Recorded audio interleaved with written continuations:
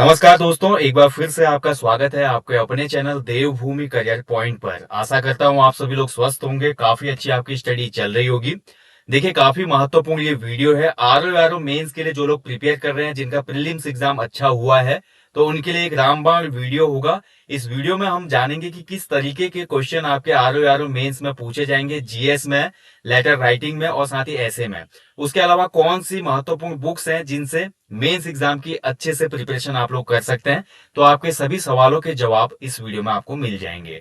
तो सबसे पहले मैं बात करता हूं दोस्तों, आरओ का जो प्री एग्जाम है आपका हो चुका है, जिस पर मैं आपको एक्सपेक्टेड कट ऑफ भी आपको दे चुका हूं कि कितनी इसकी एक्सपेक्टेड कट ऑफ रहेगी।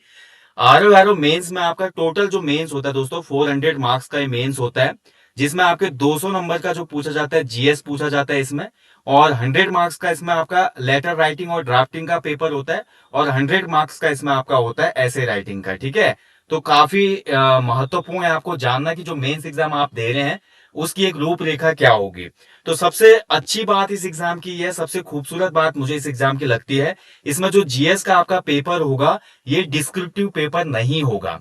यानी कि जैसा आपने आरओ का प्री एग्जाम दिया था जिसमें 100 नंबर की जीएस पूछी गई थी एमसीक्यूज फॉर्मेट में, ऐसे ही आपकी मेंस में जो आपका जीएस का पेपर बनेगा उसमें 200 क्वेश्चन पूछे जाएंगे। ठीक है, जो कि एमसीक्यूज बेस्ड होंगे। किसी भी प्रकार का डिस्क्रिप्टिव पेपर जीएस का आरओ मेंस में नहीं होता। तो आपको बहुत अच्छा यहाँ पे एडवांटेज मिलेगा। ग्रुप सी वाले जो अभ्यर्थी हैं वो थोड़ा बहुत मेहनत अगर लेटर राइटिंग, ड्राफ्टिंग और ऐसे वाले पोर्शन में कर दें तो उनका आरओ मेंस आसानी से क्लियर हो सकता है। क्योंकि उसमें जो तीसरा पेपर है वो केवल कंप्यूटर के बेसिक नॉलेज से रिलेटेड पेपर है, और जिसमें केवल क्वालिफाइंग मार्क्स लाने होते हैं, जो बिल्कुल आसानी से हो जाता है। जिसको थोड़ा बहुत भी नॉलेज होता है कंप्यूटर का, वो तीसरे पेपर को आसानी से क्लियर कर लेता है। तो पहला पेपर इसमें जीएस का होगा भैया, 200 मार्क्स का पेपर होगा, 200 प्रश्न इसमें जीएस के पूछे जाएंगे। और इसका जो सिलेबस रहेगा, कहां कहां से क्वेश्चन बनेंगे, सेम सिलेबस है इसका प्री एग्जाम की तरह।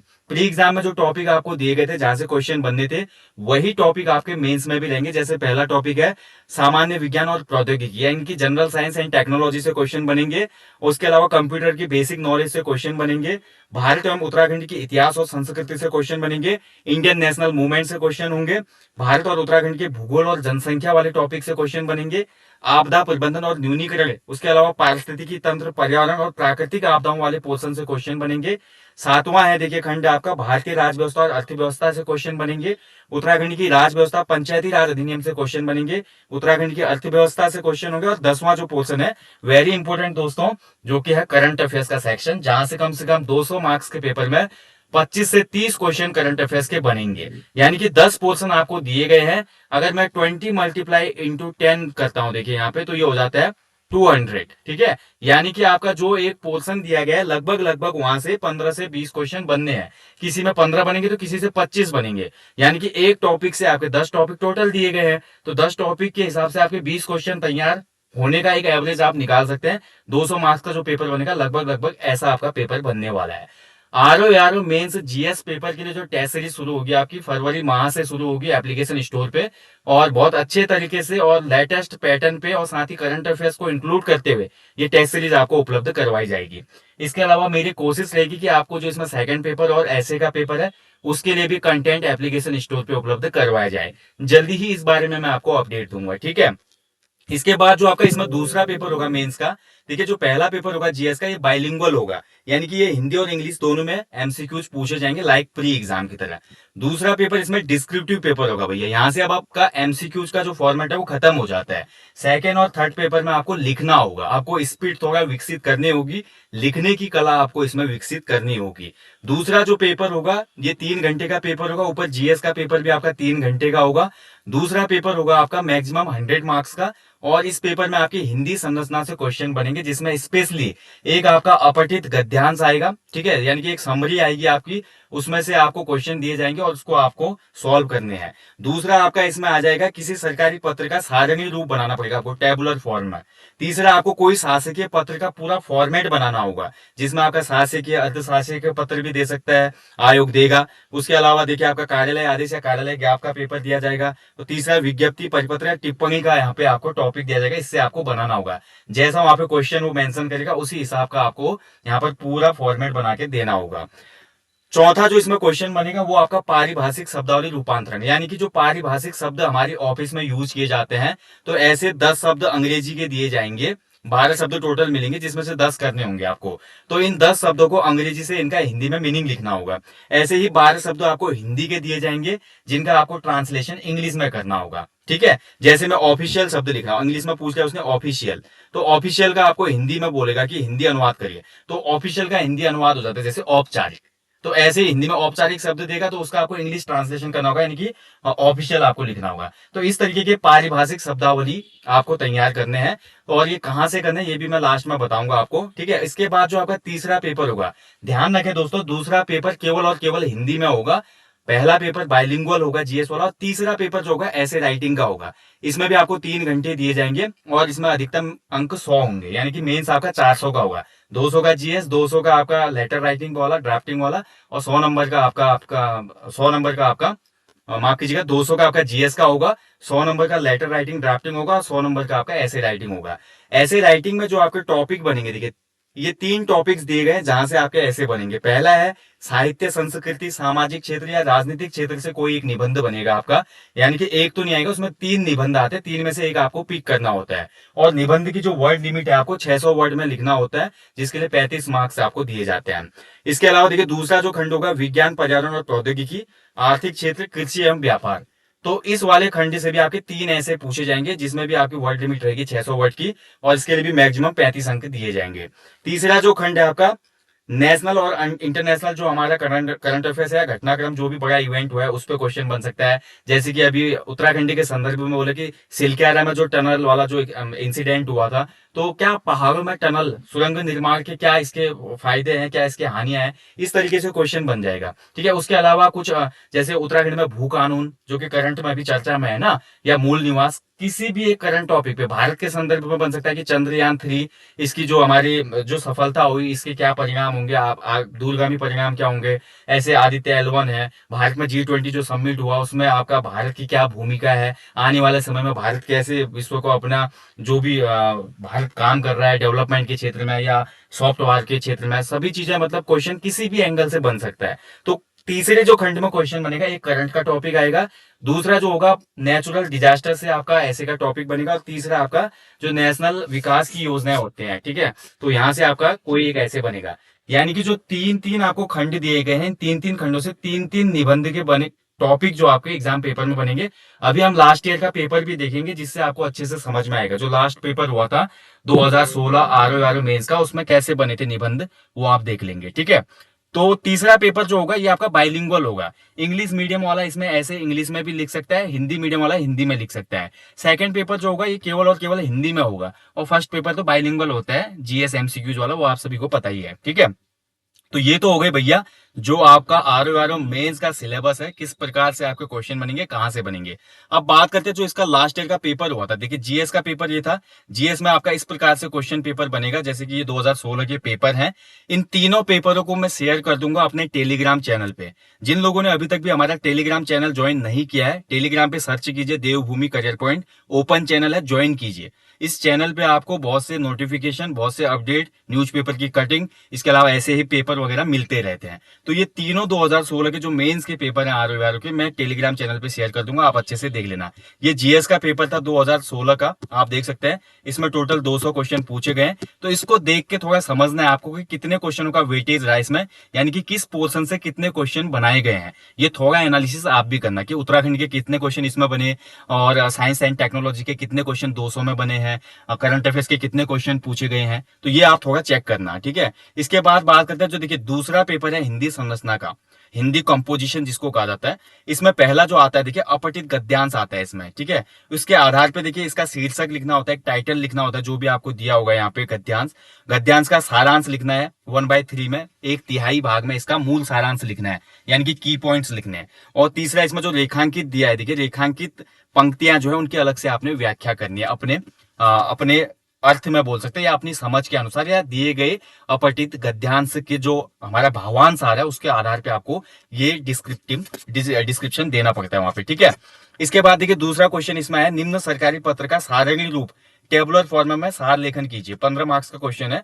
तो यहाँ पर देखिए क्वेश्चन पेपर आया है, आपको देखिए मुख्य सचिव गृह मंत्रालय भारत सरकार द्वारा मुख्य अधिकारी के नाम एक शासकीय पत्र भेजा गया था, जिसमें सूखाग्रस्त क्षेत्रों की समस्याओं से निपटने के लिए आवश्यक निर्देश दिए गए थे।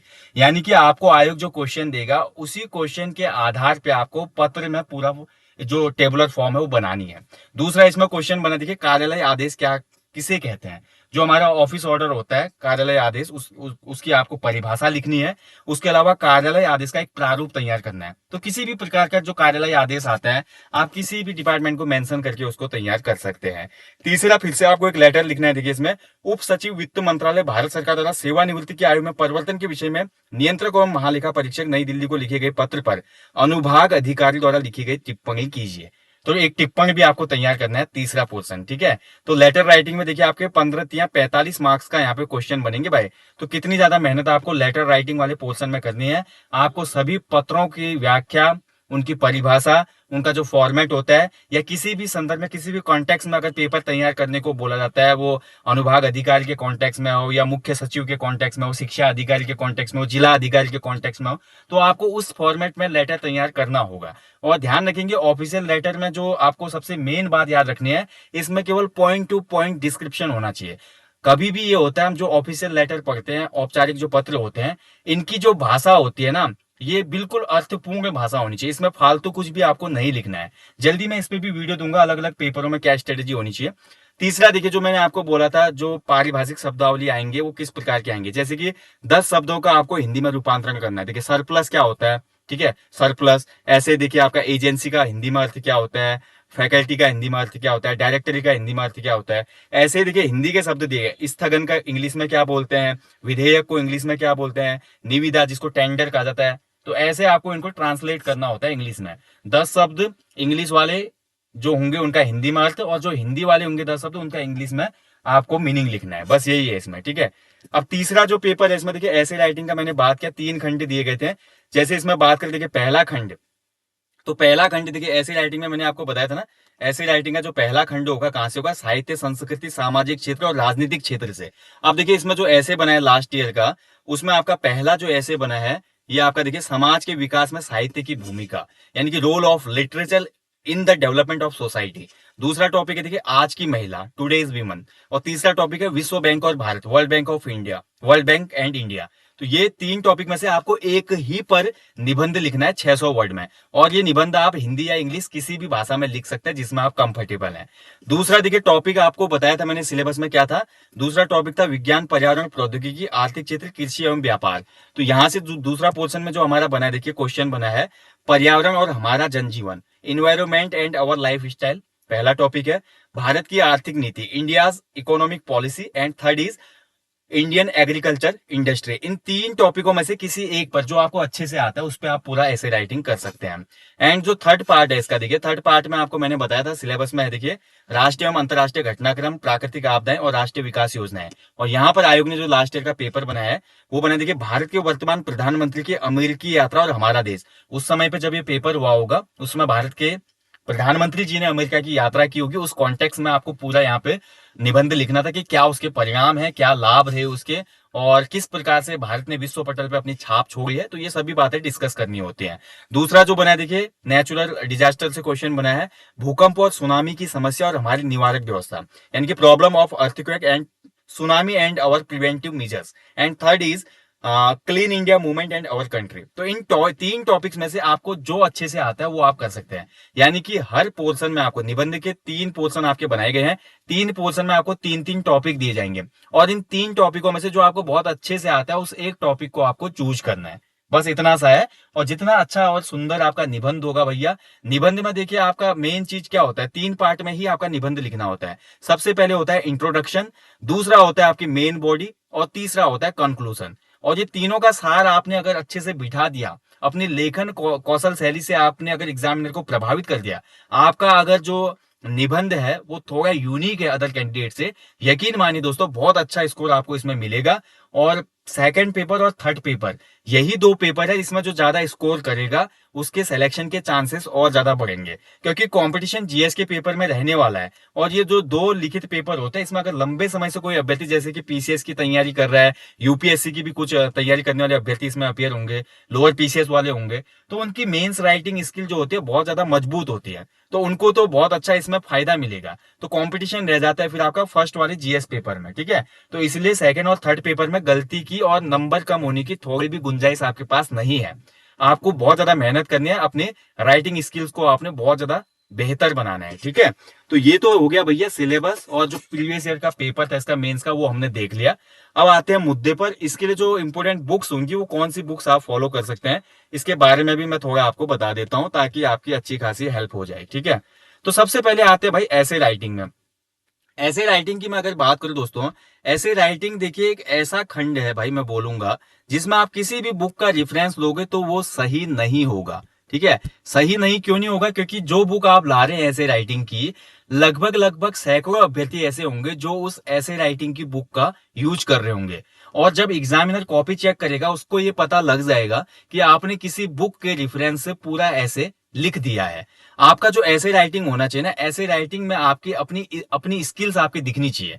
यानी कि आपको क्या करना है, अलग अलग सोर्सेस से अपने अपनी स्किल के आधार पे, अपनी सोच क्षमता के आधार पे, अपनी दूरगामी क्षमता के आधार पे अपने निबंध को खुद तैयार करना चाहिए। जैसे मैं एग्जांपल के तौर पे बोलूं कि जैसे विज्ञान पर्यावरण प्रौद्योगिकी पे अगर आपका एक टॉपिक आता है, चंद्रयान 3 पे अगर मान लीजिए चंद्रयान 3 की जो हमारी सफलता है और भारत की अंतरिक्ष में भूमिका, ऐसे एक टॉपिक पे आपका निबंध आता है, तो इस पर जो आपका लेख होगा ना वो औरों से थोड़ा अलग होना चाहिए, ठीक है। यानी कि आपको इसमें स्किल डेवलप करनी होंगी।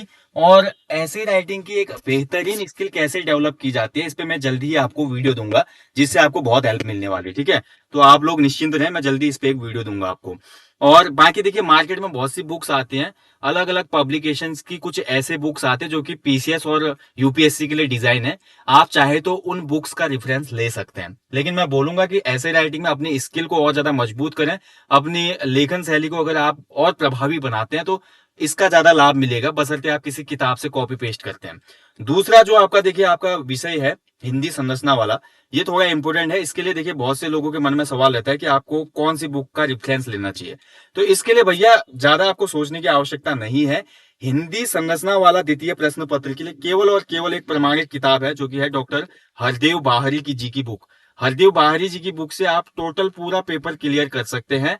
हरदेव बाहरी जी की जो किताब आती है दो टाइप की आती है, एक तो व्याकरण वाली आती है स्पेशली, एक आपकी जिसमें ये सभी टॉपिक भी इंक्लूडेड रहते हैं, जिसमें आपका अपठित गद्यांश होता है, सारांश लेखन होता है, ठीक है, पत्र लेखन होता है, और सारणी जो पत्र सारणी यहाँ पे दिया गया है टेबुलर फॉर्म, ये भी उसमें इंक्लूडेड है। उसके अलावा उसमें पारिभाषिक शब्दावली वाला चैप्टर भी आपको देखने को मिलेगा, ठीक है। तो जो हरदेव बाहरी वाली किताब है आप इसका रेफरेंस इसमें ले सकते हैं। अगर आपको कंफ्यूजन है कि कौन सी बुक लेनी है तो मैं इसके लिए भी आपका जो बुक का फ्रंट पेज होता है उसको शेयर कर दूंगा टेलीग्राम चैनल पे, आप उसको देख लेना और आपको वहां से हेल्प मिल जाएगी, ठीक है। और जीएस के लिए भाई सबसे इंपॉर्टेंट क्वेश्चन है जीएस के लिए क्या करें, तो जीएस के लिए आपको भाई सबसे पहली बात तो जो आप किताबें पढ़ रहे हो एनसीईआरटी बेस्ड किताबें हैं स्पेशली, उन्हीं किताबों पे आप डिपेंडेंट रहिए। जो आपने इसके प्री एग्जाम के लिए किताबें पढ़ी, बहुत से लोग घटना चक्र का प्रयोग करते हैं, बहुत से लोग लूसेंट सामान्य अध्ययन का प्रयोग करते हैं, तो बिल्कुल वेल एंड गुड है, ठीक है। लूसेंट सामान्य अध्ययन, घटना चक्र वगैरह किताब का आप रेफरेंस ले सकते हैं। उसके अतिरिक्त कुछ भी आपको अधिक पढ़ने की आवश्यकता नहीं है। केवल आपको ज्यादा थोड़ा ध्यान देना है या मेहनत करनी है, वो है आपका सीए में, यानी कि करंट अफेयर्स में। करंट अफेयर्स आपको कंटिन्यू तैयार रखने हैं अभी से लेकर अगला जब तक मेंस होगा, यानी कि जनवरी से लेकर अब आपका जब तक मेंस एग्जाम आएगा तब तक के आपको करंट अफेयर्स बहुत अच्छे से तैयार करने हैं। उत्तराखंड के करंट अफेयर्स हो चाहे नेशनल इंटरनेशनल करंट अफेयर्स हो, करंट अफेयर्स का ही जो वेटेज होगा इस पेपर में वो 19-20 का अंतर पैदा करेगा मेरिट लिस्ट में। मैं पहले बता रहा हूँ जीएस के जो क्वेश्चन होंगे भाई, जो जीएस के पारंपरिक प्रवृत्ति के क्वेश्चन सिलेबस के अंदर से आयोग बनाता है उस तरीके के क्वेश्चन ही आपको देखने को मिलेंगे। जैसे कि ईओ वाले एग्जाम में क्वेश्चन बने थे, जैसे आरओ प्री एग्जाम में क्वेश्चन बने थे, जैसा आपका अपर पीसीएस प्री में था, लोअर पीसीएस प्री में क्वेश्चन पेपर बना था, लगभग वही प्रकृति के आपको क्वेश्चन इसमें आपको देखने को मिलेंगे।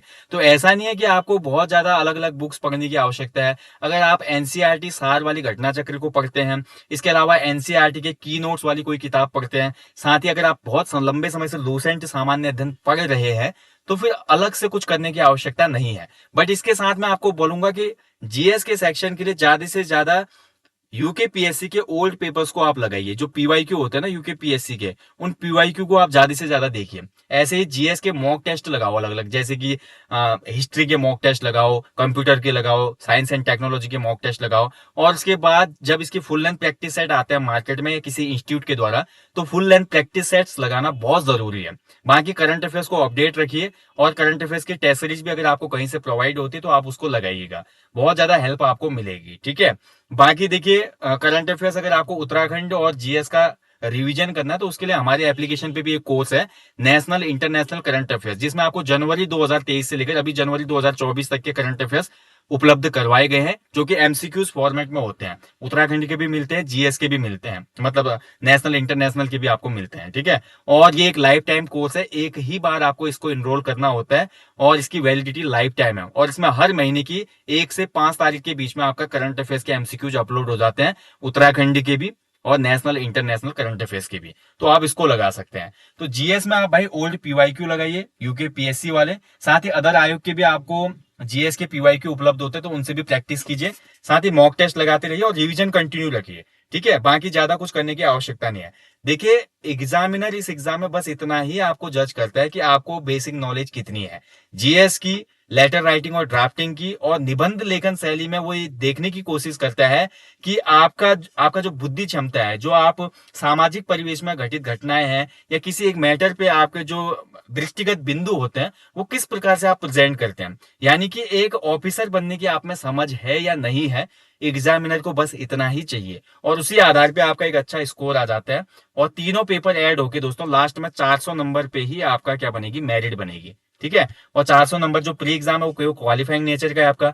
तो मेंस एग्जाम का एक बहुत बड़ा रोल होगा इस एग्जाम में, और जो अच्छे से प्रिपेयर करेगा, इस एग्जाम में निकलना अन्य एग्जाम में निकलने की तुलना में आसान है। मैं फिर बोलूंगा, हालांकि कंपटीशन बहुत ज्यादा है, लेकिन आपकी एक अलग शैली, आपकी एक अलग स्किल आपको इस एग्जाम में आराम से पास करवा सकती है। वो है सेकंड पेपर और थर्ड पेपर में आप कितना अच्छा परफॉर्मेंस करते हैं। क्योंकि जो फर्स्ट पेपर होगा इसमें कंपटीशन भी रहेगा, बट ये परंपरागत प्रकृति का पेपर है, तो इसमें जो हमारे ग्रुप सी वाले कैंडिडेट हैं या अन्य जो कैंडिडेट हैं, उनको आसानी रहेगी। बट जिनकी राइटिंग स्किल्स अच्छी है, जो मेंस के लिए प्रिपेयर करते हैं, उनको बहुत अच्छा लाभ मिलेगा सेकेंड और थर्ड पेपर में। तो अभी के लिए दोस्तों इतना ही इस वीडियो में।